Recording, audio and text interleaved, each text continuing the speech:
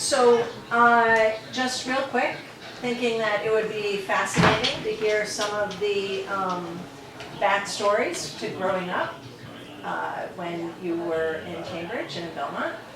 And so we thought that we would try to get it on tape. So we would start maybe with your first, each one of your first memories in your house. Sorry. Nance, do you want to start? My first memory of being in my house? In Six Spruce. Yeah, 6 Spruce Ave. All I remember is crowded, lots of people, 2 or 3 in a bed. I was the last one through the bathtub on a Saturday, so it was sort of a murky brown by the time it got to me. But I just remember that it was a warm, happy place, a lot of people, a lot of conversation, and a lot of arguing. Women pulling bras away from each other because so-and-so was Carmeline stolen a bra from Barbara or something. And so a lot of the kind of mayhem, but it was always warm and affectionate. And it felt good being there. I guess my memories are many. One being dinner. We had a table that was probably, well, there were 12 of us around the table. And there was a bench against the wall between the pantry and the back room door. And it was just very rudimentary bench. And 3 of us sat on that bench, and the rest of us were around the table.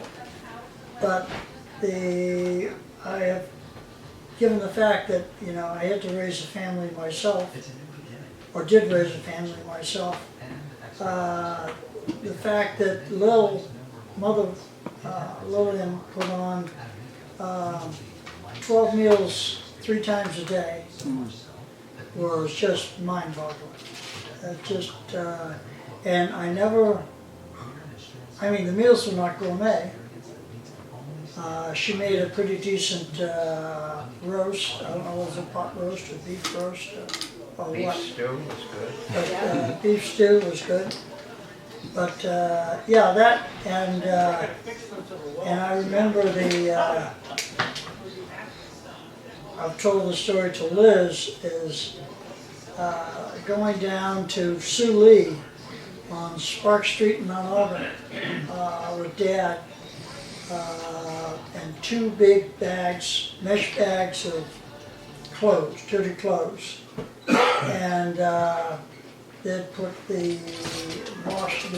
put them in these commercial washers, and would bring them home wet and hang them out in the line. And there was no such thing, as I remember, of your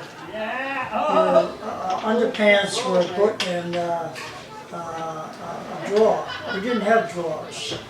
They were in a big pile in the family room closet. And when you got up in the morning and you wanted a pair of underwear, you went and got a pair of underwear out of the closet. But it was a happy place. But Lil was the humor. She was the brick. Was she the humor or was she the brick? Like, was she funny? She was funny and she was the brick. She was, God forbid you made her cry.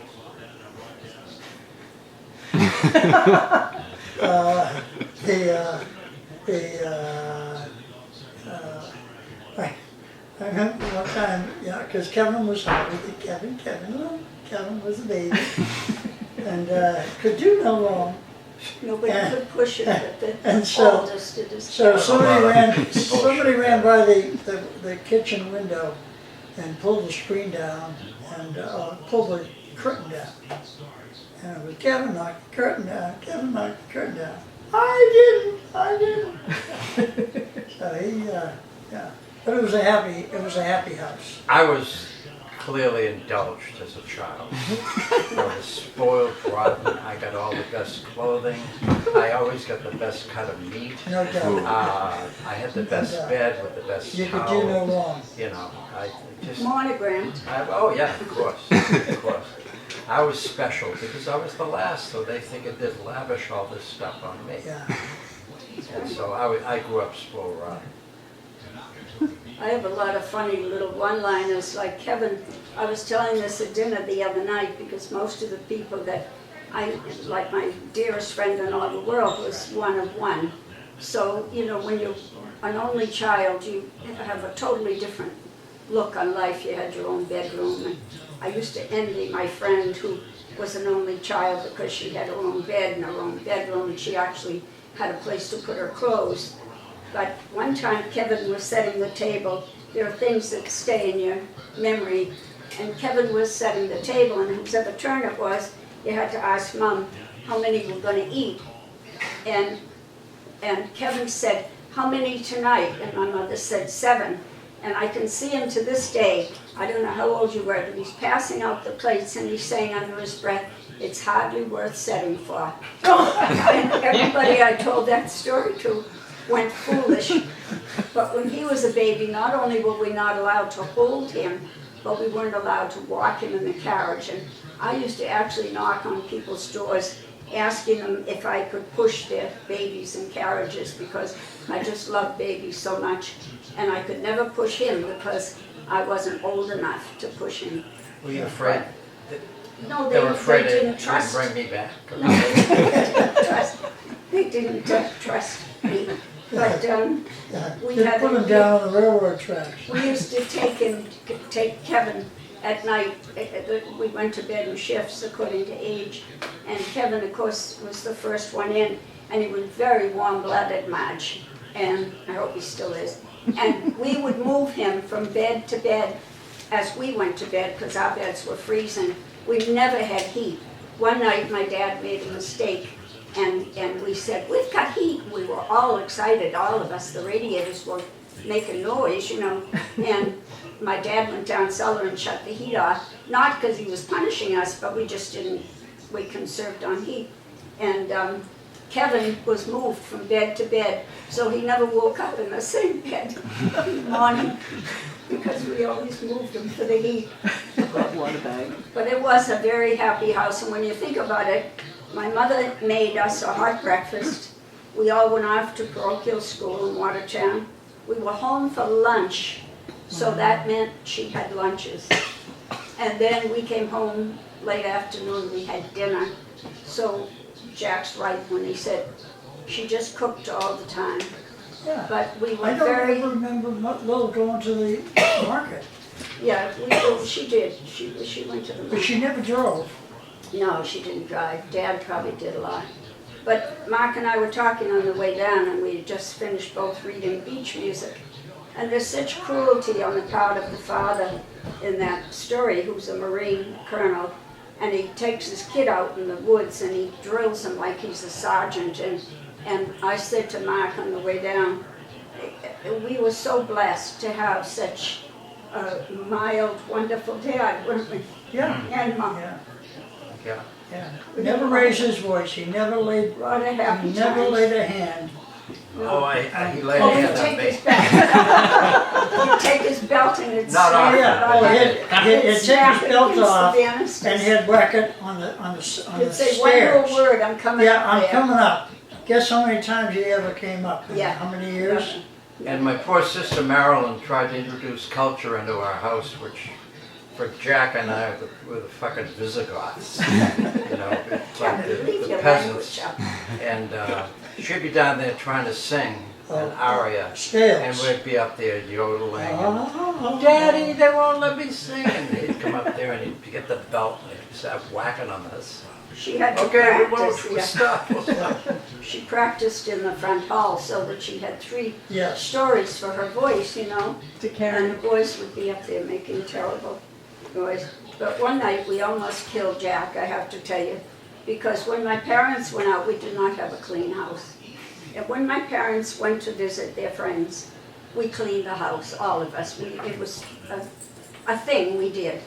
And Would they go out Jack once a week or refused once a this month? one day. No, they'd just go off for an evening of, Once a drinking month, and once every 2 drinking, months, or yeah. whatever, yeah. And we'd all say, we're gonna clean the house. And Jack decided this time he was not gonna clean the house. And we sat him on a chair in the dining room, you probably don't remember, do you? I remember. And we all, the I'm gonna girls get my all turn said, at this you story." are going to help clean this house, you're old enough, you're gonna help. And he said he wasn't gonna do it, and then, what did you say, if I had a gun, I'd kill all of you. And we made him clean, and he did clean, and he was a good cleaner. Are you But done? from that time on, he had to clean. Are you done? With that story, yeah. Yeah, okay. Can I tell my side of the story? Sure. Okay. I Right, remember totally when Mom different. and Dad would go out, the sisters would be there, and it was, Jack, carry this down, Jack, do that, Jack, do that, Jack, do that, because I was the oldest. And I was relegated to the gopher, do the heavy lifting and all. And I remember Noni.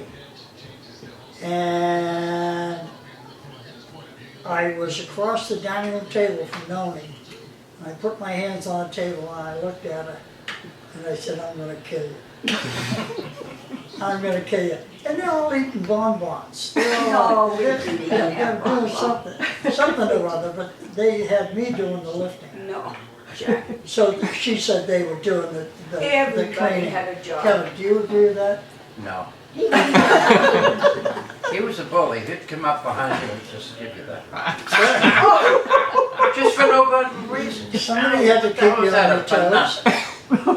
Yeah. asshole. So it sounds as though you all kind of Nice memories. towed the line, right? You were all I pretty. don't ever remember you guys fighting.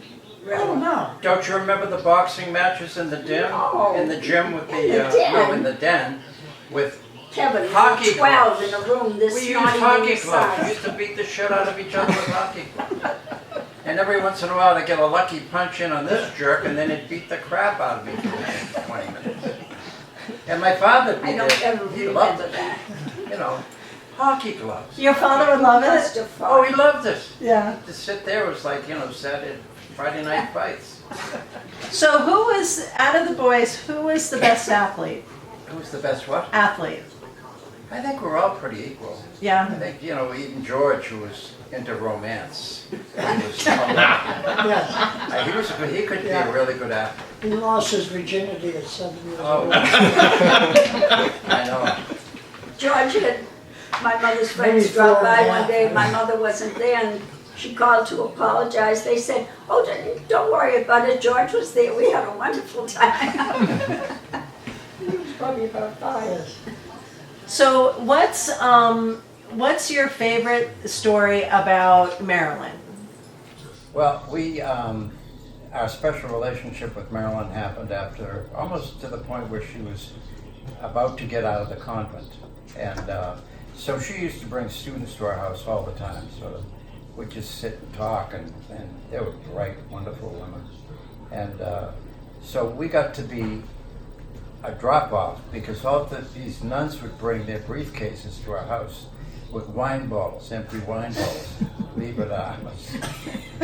So I had a school day, or a no school day, and I was going into the shopping mall, which has a liquor store in it, and coming across the freshly paved or plowed parking lot is this big Travelall Chevy van. And all I can see in the back of it are penguins. They're nuns. And they're tooting the horn wildly, going through snow plows, bouncing. And they come up alongside me. And I don't know any of them. They're all St. Joe nuns. But they said, Kevin, could you do us a favor? Yeah. Could you go to the liquor store and buy us a few things? So they gave me a handful of these little rolled up notes. There had to be 20 of them. And I had to go into this liquor store and unroll all of them, and I'll have a bottle of Muscatel and a bottle of this and a bottle of that, and had to go out to to the van and give them all their booze and send them happily on their way. So I was, if there's probably a special place in hell for me if God's a Catholic. Well, one story I'll tell about Marilyn was Cynthia and I went over to the UK when Marilyn was living in Birmingham. And I remember the address, 21 Bouldershire Way. And we went there, and Jonathan was taking us. They had this little Mini, and Jonathan took us for a ride, and he put on his directional signals, and Marilyn said, "Oh, no, you know how she used to say it." And we went up into an insane asylum to have the car washed. And this guy is looking Sounds at like him. Marilyn's sitting in the front seat, and this guy is washing the window, just staring at Marilyn. Poor thing. And she was going crazy. She was going, Jonathan, oh, Jonathan. She was funny. Well, Tom and Marilyn, it's both of them, but one night Daddy called me into the den, and he looked very, very serious, and he never did, so I was kind of scared. And he said, "Is this your handwriting?" And he had a check made out to the Belmont Bank, whatever bank it was, and it had a notation, and it was my signature. And I sat there knowing that they had made me. I could copy my dad's signature to a T, and they all used it on me, and I don't know how old I was. But anyway, I was so scared, and my dad said, I got a call from the bank today, which he didn't. And he said, "Do you know that you could go to jail for what you did?" And they sat there, and they never let a word out. They never said she didn't do it. And I'm crying rivers of tears saying, "Daddy, I didn't do it by myself." And they never said a word. And Daddy knew they had put me up to it. They Knew being I Marilyn wouldn't. Carmel. They wanted to buy a camera. And I forged my dad's check and forged his name on a check for them to buy a camera. And I don't know why I didn't know any better. All I knew was I had good handwriting and I could copy his signature beautifully. But the second story that just concerns Marilyn, we had a sisters weekend on the Cape every year. And Larry found out how much fun we were having, so he insisted he was going to come. He said, "I'll stay in the house across the street. I won't come near you, just for meals. You can hand me a dinner and I'll be all set." So we said, okay. Well, this night, they all said he should come. And he came, and Marilyn was so tipsy, and she wanted to walk to the harbor, and I was a wreck. And I said, "Don't take her, because she's pretty well gone." And he said, and Larry said, she kept saying, "I just want to go down to the harbor." So they went down, they left the house, and I was so nervous the whole time. I have the picture at home, it's hilarious. And then all of a sudden, we're sitting in the family room, and the door opens, and Larry literally throws himself into the house. He's soaking wet, his hair, everything, he's soaking wet. And he said, "I lost her." He says, "I tried, but I lost her. She fell over." And of course, all of a sudden, we could hear Marilyn giggling out in the front yard. And they had concocted this thing where she fell into the harbor and he tried to save her and he couldn't. I was so mad. I was so glad to see it, but I was so mad at what he did. But it's a funny picture of him soaking wet. Yeah. So, I have 1,000 memories of her, though. We all do. what was the present that you got from your parents that really sticks in your memory? Well, it wasn't. We didn't get presents from our. Everybody sort of chipped in. What was So that? if you got like one year, best present I ever remember was a black wool coat, but everybody had chipped in on it. A black one? Wool. Oh yeah. And From everybody- Filene's or Everybody George had Marsh? chipped in. Yeah, it was special. Yeah. But it was mother and dad and everybody chipped in. I remember the Christmas morning, when we would be sitting on the on the stairs, and we had in 6 Spruce Avenue, there was a stairway up from That was a nice the stairway. base Yeah. onto our floor. My grandma Rose lived downstairs. And on the first floor, on our floor, there was a there was a staircase on the right-hand side. There was a spiral staircase that went up to the 3rd floor where the bedrooms were. And that's another story. But anyway, we'd sit on the stairs, and the youngest ones, and Marilyn and Carm, would orchestrate this thing.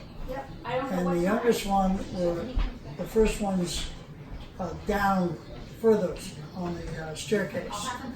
And that was the order of thing. And we'd get down and Mother and Dad would be in bed because their bedroom was on the 2nd floor, you know, on the middle floor. And they'd be in bed, and we'd be waking up, oh, look what I have, look what I have, look what I have. And the same thing carried over to my family, I think, and probably yours and everybody else's. We had in the bedrooms on the 3rd floor, as you walked up, our bedroom with Jack and Ted and I were on the left-hand side, facing our neighbor, who was always horrified by what we were doing out the windows, peeing out the windows. But we used to go out. Well, you could never get into the damn bathroom. I know you couldn't. So you His peed in the sisters gutters. were there. Bathroom. But we would. Bathroom. Can I finish? Yes, go ahead. We would go out the dormer, and scramble up the roof to the top of the roof. What was the pitch? What do you think? Oh, a good steep It was a pitch. stranded pitch. Steep pitch, but we would go out there on a hot summer night and sit up on the ridge.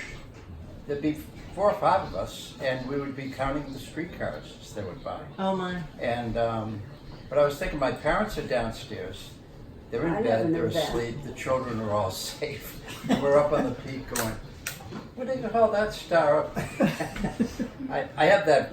I think that's a wonderful image of us growing up and having our own little world that we explored without our parents even knowing about it. Well, do you want to talk about the world you explored down at Fresh Pond? Did the girls go down to Fresh Pond? Not so much. No, that was Carmeline's funniest line, I think one of her funniest lines, when we were we were spreading Ted's ashes on the pines, which is, you know, where the Fresh Pond Golf Course, near there. And she said, "Oh, you spread them on the pine." She said, "That was the first place I got felt up." And she's like 80. She's talking. So I said, "Boy, I love this woman. You can't replace this kind of person." Do you want to tell us about the night the FBI came and knocked on the door? That was the day. George and I decided that it would be cool. There was an old train that used to go by our house very close down the street, and it used to go to the Watertown Arsenal, and it was World War II. And what they'd do is they'd take the tanks, and they built them in Detroit or someplace, and they had no turret, no cannon. They'd take them to the Watertown Arsenal, put the turret on, then they'd go back and go into Boston and be shipped overseas. So we decided it'd be cool to see what happened if we put an oak switch or a big oak stump in a switch as the train was going by. So we did this, and it was an old locomotive, and they had these 2 wheels at the front they call travelers. And they don't propel the train, they just sort of guide the train. And the travelers came off the track, and so did the train. And so we ran like a bastard home. Did you And of hear it course- and see it? Oh, of course, we were there watching the whole thing. And we just ran home. Of course, everybody in the neighborhood, there's no TVs. Say they hear this big crash and see these 2 kids running like a son of a bitch doesn't take a lot of detective work. George and I were hiding under the bed or something like that. The FBI knocked on the door, and my father was called home from work, and it was written up in the paper. They thought it was espionage or, you know. But George and I single-handedly delayed shipment of arms to World War II and probably prolonged World War II.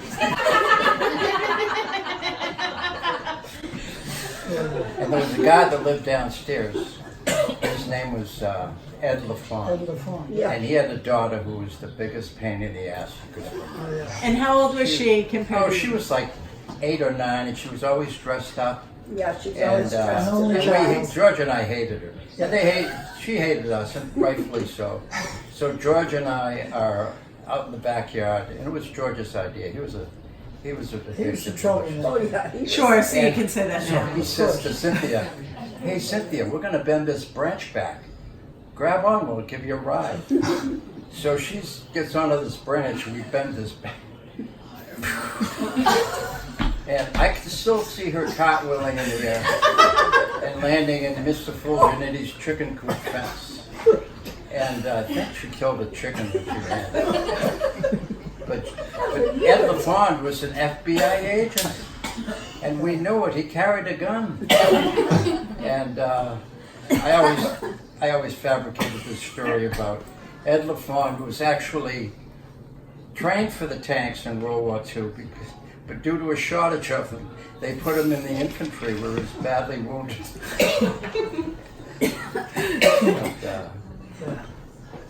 Anyway, that was Ed LaFond. And My freshborn story was we used to think it was great sport to go up, and at the bottom of right at the third green, at the Fresh Pond Golf Course was the maintenance shack. And we'd go up there late at night and we'd find a way in through a window. We had a window that was always unlocked.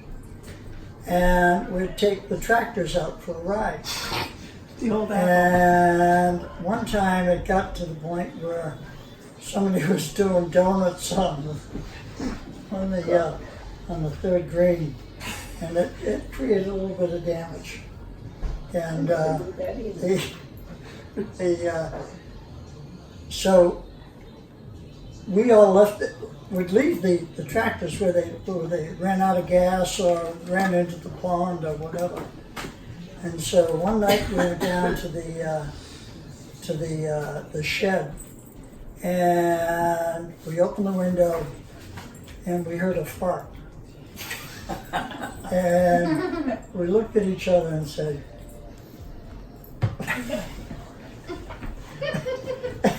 so we took off and ran. And Dick McCuskey used to work. Dick McCuskey was one of the guys, and he used to work at up at the golf club. And he said, Al Stevens said, we almost got the son of a bitches last night. That was the last time we went to the tractors. God, I never knew any of that. we used to break in, we'd swim in the reservoir, and you weren't allowed to do that, of course, in the chain link fence. That was our water We'd always supply. find a way down Oh, around yeah. the chain link fence. But the police would sneak up on us every once in a while, try to grab us all. And so one night we figured, this would be a good idea, let's roll a big boulder down into the middle of the road. So we're all there paddling around, swimming and so on, and we hear crash. I said, uh-oh, this isn't good. So we all grab our clothing and ran. Well, the sport went out of it. The police lost their sense of humor when they demolished their cruiser. Because they had the lights out, they were trying to sneak up on us. Crash. So, what do you remember about your grandmothers and grandfathers? My grandmother who lived Grandma downstairs was Rose fabulous. I don't was the remember salt my of the grandfather. earth. She was a great baker, and she'd make fried dough. And donuts, yeah. yeah, and one time we were down in the basement, and Where were we you, thought it Dad? was Where great- were you at Spruce? Huh? Were you at Spruce? 6 Spruce Avenue. Okay. Yeah. And we thought it was great sport because we had coal-fired heaters, which were Furnace, big they were furnace. totally inefficient. And so we'd go down, and there was a wood pile, and then a coal bin, and the wood pile was for kindling wood. And we'd each take a piece of this wood and put it in the burner, and light it, and put it on the ground and pee on it, and put it out. Well, guess what? We ran out of pee. And so this wood was very close to the wood Cool. pile. And so it started flaming, and we could have, I don't know, we were I thought you were brand new, Kevin. 3 or 4 or 5 or still 6 in the years crib. old. Yeah, you was. And so we went upstairs to Grandma. Otherwise, I would have been blamed. Yeah, to Grandma Rose, and no, we blamed it on Barbara because Barbara couldn't do it. And we get up there, and all of a sudden, here come the fire engines, and That was terrible. I was we in school during we drew a crowd. I'll tell you. that. Nancy, you were in I elementary was school? in elementary school, and if a truck went by, a fire truck, we stopped what we were doing, and the nuns would lead us in prayer for the family, and then they let us out. It was close to noon, and I came around the corner, and my dad's car was way up at the end of the street, facing right into a tree. The poor guy didn't crash the car, but that's where he left it, and the whole street was littered with fire trucks. And they had set the fire, but I think somebody lied and said you didn't do it, it started by itself or something. But here we were in school praying for the people that had the fire, it was us. We were all found out, we were found out to my Aunt Barbara, who made swell cookies in Belmont. We went to her for 2 nights. Everybody took I us. don't know where I went. I think I went with my You parents. were the 'cause I was baby, still yeah. Kevin was in the crib, he was a baby. Yeah. So they were little and they blamed it on Barbara. Yes, okay. Little Barbara. She tried to get out of it for years. That scarred her because she never did it, she said. That bothered her in later years. She'd say, they blame me for that fire and I never did it. Well, it was because she couldn't tinkle though, so Yeah. and it was a little bit her fault. All right, so switching gears a little bit, wondering about when you got a little older, and you don't have to answer this, but Nancy, what did the boys do when you had a date?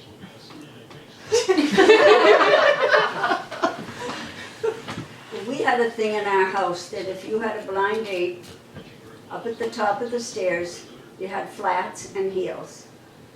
And if the guy was short, your height, you put on your flats. If the guy was tall, you wore heels. So I had a blind date with Larry, who ended up being my husband. And he drove up the street in his father's black Buick, which he didn't know how to park. It was big, it was huge.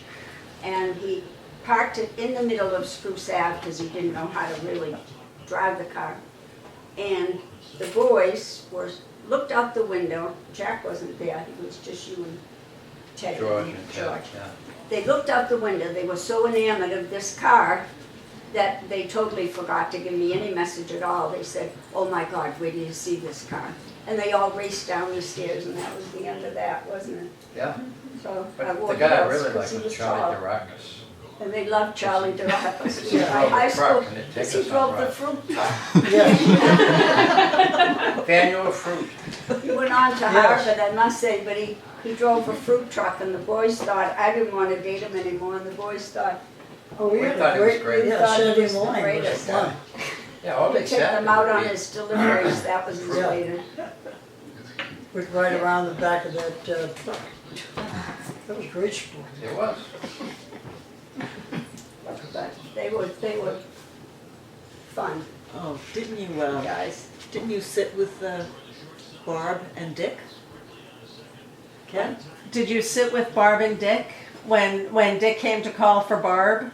Oh, what they said. Oh, trying to, Well, that was- my earliest that was recollection Horace of Road. Dick was Dick I was out walking of there by across then. Horace Road in his uniform.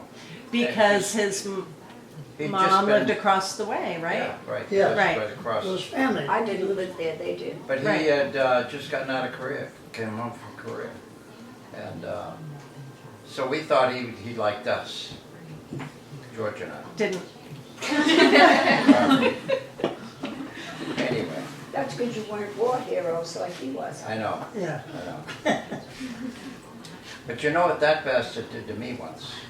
When I was at Parris Island in the Marine Corps, he wrote a letter to me.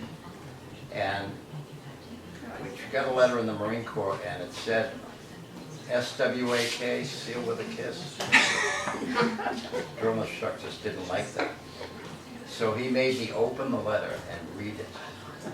Oh And I'm my. reading this letter, hey Kev, how you doing, blah, blah, blah. I know if it's the Marine Corps I was in at Parris Island, your drill instructor's making you read this. Tell him for me he's a fucking asshole. Oh, I got to that point. Oh, Look, he knows. Dick, do you remember that? I'm gonna die. Sure, that's all. You sure that's it? Yeah, it's. Charlie's coming up. He's coming. So, Pop, what do you remember about Korea? Brad, I'm lying here napping and I'm sweating. About the Korean War? Jesus. Other than the Korean hookers. Don't catch anything you can't throw back? That's irrelevant.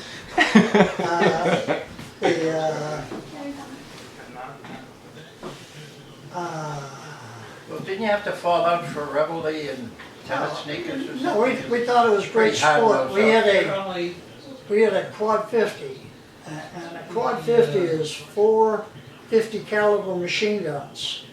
And Joanne, you can tell what a 50 caliber machine gun sounds like. And this The thing shell's was that covered, long. and it had probably about a 1/4 steel plate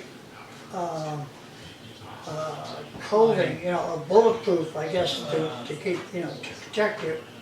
And it was powered. There was an engine on the back that you could go around and, And we thought it was great sport to blow the shit out of an island that was about 1,000 yards off. Were the people on the island? No, there were rabbits. There used to be rabbits. They used to be rabbits. We'd just blow the hell out of them. But no, it was just 30 months of total boredom. You were on an island and you could stand on the You top were of the lucky though you island weren't and there throw for a the rock fighting. into the water on any side. Right. And, it That was a just- radar base, right? Pardon?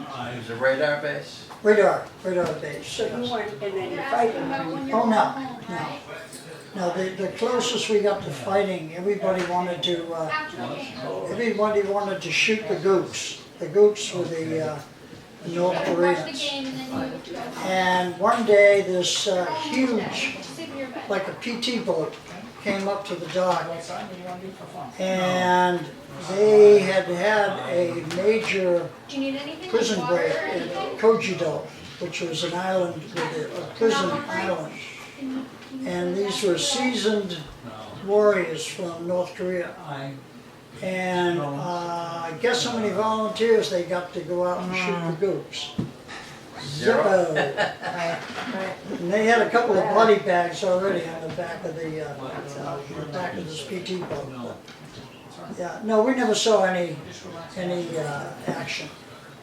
Okay. Can we pause for a sec? Sure. I think it's important, you guys have the treasure chest of memories. Is there any one memory that you have in your heart that you would like to share?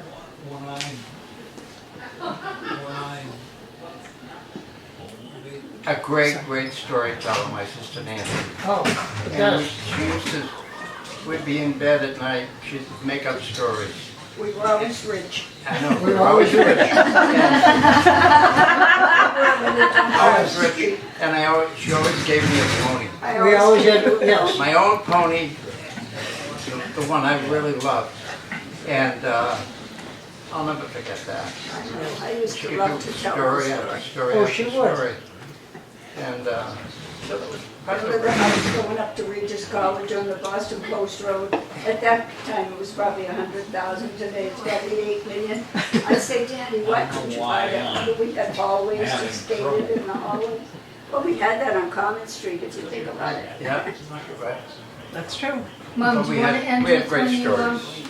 lost So Terry? that tradition, I think, came through the family, all the way Yeah, down. The to me. storytelling. yeah. Yeah, yeah. Yes. I'm sorry, go ahead. No, I was just gonna say, remember the time you lost Teddy? What?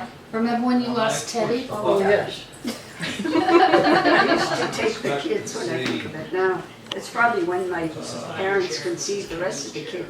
I'd take the kids off to, I took them to Ford Motor Plant, I took you to the zoo, I took you to Boston, all by myself on the MBTA, and I lost Teddy. One day he just wandered away. And How old? I looked all over, he was probably about 4, I don't know. And I looked And you were looked. how old? 8? I was probably 9, 10. And I think later that afternoon, a sailor got off the streetcar with Teddy in tow. And he was in He was Boston up in on leave. Arlington, he was up And in Arlington Teddy gave his Heights. address and he took him home. So Teddy ended up in Arlington Heights, up in which is Arlington Heights. ironic Ended up because in that's where he Belmont. lived. Or rather, he ended up in Cambridge. But they punished, my punishment was I couldn't take them anywhere for 2 weeks. Yeah. Oh, God, when I think of it now, I let them bring friends. I Well, got now, kicked out of Fort did Daddy Motor lose Teddy also with the, I don't know, when we used to but go to the Thanksgiving Day Parade at the State House Yeah, on Beacon Street, yeah, I remember that. and Teddy got lost. And I'm not sure how that story ended. Obviously, it ended successfully, but I'm Wheeled not his sure fire, that he it wheeled his fire truck down to the cemetery looking for Grandpa when Grandpa died. We all have that. He was lost that day Is that right? too. He was in a little fire truck that you push like this Yeah. with your feet. And And he was all the way down to the cemetery. Wow. the